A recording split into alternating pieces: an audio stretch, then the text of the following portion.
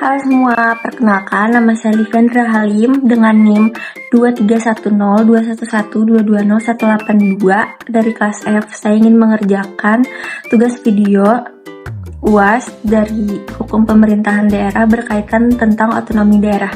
Berikut jawaban saya. Pertama-tama, saya akan menjelaskan bagaimana konsep otonomi daerah dan bagaimana prinsip itu diterapkan di negara Indonesia. Adalah hak, kewajiban, dan wewenang daerah untuk mengatur dan mengurus sendiri urusan pemerintahan dan kepentingan masyarakat setempat sesuai peraturan perundang-undangan.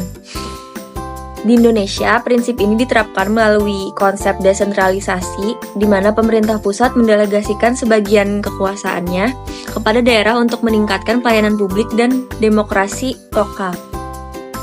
Lalu yang kedua, saya akan menjelaskan prinsip pembagian kewenangan menurut Undang-Undang Nomor 23 Tahun 2014. Pertama, ada pemerintahan yang bersifat nasional seperti politik luar negeri, pertahanan, keamanan, justisi, moneter, dan agama.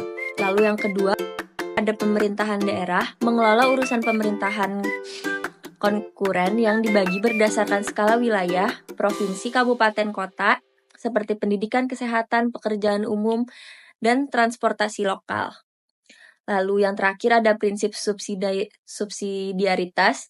Kewenangan diberikan kepada tingkat pemerintahan yang lebih dekat dan mampu menangani masalah secara efektif. Lalu yang ketiga, saya akan menjelaskan 3 tantangan utama dalam otonomi daerah. Yang pertama, antar daerah. Perbedaan kemampuan keuangan dan sumber daya manusia antar daerah menyebabkan ketidakseimbangan pembangunan. Lalu yang kedua, ada korupsi di daerah. Peningkatan kewenangan seringkali disalahgunakan oleh pihak-pihak yang tidak bertanggung jawab pada jabatannya. Lalu yang ketiga, ada koordinasi pusat daerah.